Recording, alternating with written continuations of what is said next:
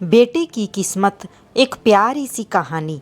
लाजो गांव के कुएं से पानी भरकर घर की ओर जा रही थी। रास्ते में उसे दूर से एक बुजुर्ग आते दिखे। जब वे पास आए तो उन्होंने कहा, बेटी मुझे थोड़ा सा पानी पिला दो। लाजो ने कहा, हाँ हाँ बाबा, क्यों नहीं, ये लीजिए पानी पीजिए। यह कहकर उसने पानी का घड़ा हाथ में लेकर उन्हें पानी पिला दिया। पानी पीकर बुजुर्ग ने उसका धन्यवाद दिया और आगे चल दिए। कुछ देर बाद लाजो घर पहुंची तो देखा वे बुजुर्ग और उसके पिता खाट पर बैठे थे। रामधन जी, जो कि लाजो के पिता थे, रतनलाल उनके ही पुराने दोस्त थे, जो कि दूसरे गांव में रहते थे। कई साल बाद वे रामधन से मिलने आए थे। रामधन जी ने जैसे लाजो को देख वे बोले, ले भाई, रतनलाल आ गई मेरी बेटी। इसी के बारे में पूछ रहा था न। बहुत ही होशियार बच्ची है, बस मेरी गरीबी और इसकी माँ के न रहने के कारण इससे इसका बचपन छिन गया। आ बेटा, ये तेरे चाचा हैं, मेरे बचपन के दोस्त। लाजो कुछ बोलती उससे पहले ही रतनलाल जी ने कहा, भाई रामधन, तेरी बेटी बहुत संस्कारों वाली है। आज कुएं पर इसने ही मुझे पानी पिलाया था, और कोई होता तो पहले मेरी जात पात पूछता, फिर कहीं जाकर पानी पिलाता। तेरी बेटी बहुत परोपकारी है। अपनी तारीफ सुनकर लाजो शर्मा कर अंदर चली गई। तभी रामधन ने आवाज़ लगाई, बेटी अपने चाचा के लिए कुछ मीठा ले आ। रतनलाल जी ने उसे रोकते हुए कहा, भाई मुंह बाद में मीठा कर लेंगे, पहले मैं जिस काम से आया हूँ वो तो सुन ले। हाँ भाई बोल, क्या बात है, घर में सब ठीक तो है न? रामधन की बात सुनकर रतनलाल ने गंभीर होते हुए कहा, भाई मैं अपने बड़े बेटे के लिए तेरी बेटी का हाथ मांगना चाहता हूँ। अब इस दोस्ती को रिश्तेदारी में बदल देते हैं। यह सुनकर रामधन बहुत खुश हुआ। उसने कहा, बात तो तेरी ठीक है, अगर तेरा बेटा है तो मैं तैयार हूँ, लेकिन भाई मेरी हैसियत तो तू जानता ही है। जहाँ तक मुझे पता है तेरा तो शहर में बहुत बड़ा कारोबार है, कहाँ मैं कहाँ तू। रतनलाल जी ने कहा, पैसा की तू चिंता मत कर, मेरे बेटे के लिए कई बड़े घरों से रिश्ते आए, लेकिन मैं एक ऐसे बच्चे को अपने घर की बहू बनाना चाहता था जिसमें संस्कार हों। वो मैंने तेरी बेटी के अंदर देख लिए। तू बस हाँ कर दे, बाकी सब कुछ मेरे पर छोड़ दे। रतनलाल जी की बातें सुनकर रामधन ने तुरंत हाँ कर दी। ऐसा घर बैठे रिश्ता आए तो कोई भी मना नहीं कर सकता है। किवाड़ की ओट से लाजो सब यह सुन रही थी।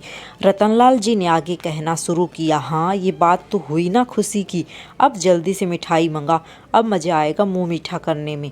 रामधन की आवाज़ लगाने पर लाजो शर्माते हुए मिठाई की प्लेट लेकर आ गई। रामधन ने कहा, बेटी आज से ये तेरे ससुर हैं, इनके पैर छू। लाजो जल्दी से पैर छूकर वापस चली गई। उसके जाने के बाद रतनलाल जी ने कहा, भाई मेरा बड़ा बेटा सत्यम मेरा शहर का कारोबार संभालता है और छोटा बेटा वंश गांव में खेती देखता है। मैंने उससे सत्यम किससे शादी के बारे में पूछा तो वो बोला, पिताजी आप अपने आप देखकर मेरी शादी कर दो। रामधन बोला, हाँ भाई, बड़े नसीब से मिलती हैं ऐसी संतान जो माता पिता का सम्मान करे। मेरे तो भाग खुल गए। मैं तो हमेशा इसी चिंता में रहता था कि इस बिन माँ की गरीब बच्ची को कौन अपनाएगा। रतनलाल जी बोले, बस अब तू चिंता मत कर, मैं शादी का सारा इंतजाम कर लूँगा। अच्छा अब मैं चलता हूँ। रतनलाल जी अपने घर के लिए निकल गई। उनके जाने के बाद रामधन ने घर में जाकर लाजो से पूछा, बेटी तू खुश तो है ना इस रिश्ते से? लाजो बोली, पिताजी मेरे जाने के बाद आपका ध्यान कौन रखेगा, मुझे नहीं करनी शादी। रामधन बोला, बेटी ऐसा न बोल, मैं अपना ध्यान रख लूँगा, बड़े नसीब से ऐसा रिश्ता मिला है। रतनलाल को मैं बचपन से जानता हूँ, उसके घर में तुझे कोई परेशानी नहीं होगी। कुछ दिन बाद पास के गांव से दो लोग आए और रामधन को शादी का शुभ मुहूर्त बताकर चले गए। उन्हें रतनलाल जी ने भेजा था। अब रामधन शादी की तैयारियों में जुट गया। इसी तरह कुछ दिन बीत गए। रामधन ने अपना खेत गिरवी रखकर बेटी की शादी की तैयारियां पूरी कर ली थी। शादी से एक सप्ताह पहले एक दिन रामधन अपने समधी से मिलने उनके गाँव पहुँच गया। रतनलाल जी ने उन्हें देखकर गले लगा लिया। उन्होंने अपने परिवार से मिलवाया। अपने होने वाले दामाद सत्यम से मिलकर रामधन बहुत खुश हुआ। रतनलाल जी ने कहा, भाई तू यहाँ आया है, ज़रूर कोई बात है, बता क्या बात है। रामधन हाथ जोड़कर बोला, नहीं भाई, मैं तो बस ये बताने आया था कि मैंने शादी की सारी तैयारियां कर ली हैं। आप एक बार आकर देख लो, कुछ कमी लगे तो बता देना, जिससे आपके मेहमानों के सामने आपको शर्मिंदा न होना पड़े। रतनलाल जी ने कहा, हाँ हाँ मुझे पता है, तेरे पास एक ही खेत था, तूने वो भी गिरवी रख दिया, उसी पैसे से सारी तैयारियां की हैं। तुझे मुझ पर विश्वास नहीं था? जब मैंने कह दिया था कि मैं शादी की तैयारी कर लूँगा, फिर तूने ये सब क्यों किया? रामधन आश्चर्य में पड़ गया। वह बोला, माफ़ करना भाई, लेकिन बेटी की शादी के लिए कुछ तो मुझे भी करना चाहिए। रामधन यह कहकर रोने लगा। उसकी आंखों से आंसू बह रहे थे। तभी रतनलाल जी ने अपने छोटे बेटे वंश को बुलाया और इशारे से कुछ समझाया। कुछ देर बाद रतनलाल जी ने रामधन के कंधे पर हाथ रखा।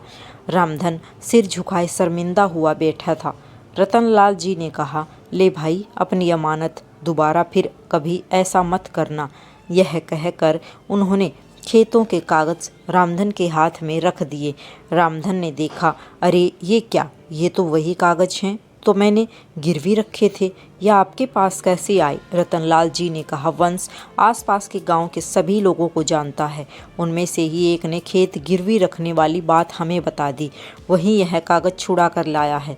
रामधन की आंखों से आंसू बह रहे थे। रतनलाल जी ने उन्हें गले लगा लिया और बोला, भाई खेत ही गिरवी रख देगा तो कर्ज कहाँ से चुकाएगा और खाएगा क्या? आगे से ऐसा कुछ मत करना, मैं अपनी बेटी लेने आऊँगा, बस तू मिठाई बढ़िया सी बनवाना। यह सुनकर सब लोग हंस पड़े। रतनलाल जी ने आवाज़ लगाई, वंश ने 50,000 रुपये लाकर अपने पिता के हाथ में रख दिए। रतनलाल जी ने कहा, ले भाई, शादी की तैयारियां कर और वंश इन्हें घर छोड़ आ। और हाँ सुन भाई, कल हम 4-5 आदमियों को तेरे घर भेज देंगे, वो सारा काम संभाल लेंगे, बस तू चिंता मत करना। रामधन कुछ बोल नहीं पा रहा था। उसके मुंह से बस इतना ही निकला, मेरी बेटी के नसीब खुल गए। यह कहते ही वह कुर्सी पर बैठे बैठे लुढ़क गया।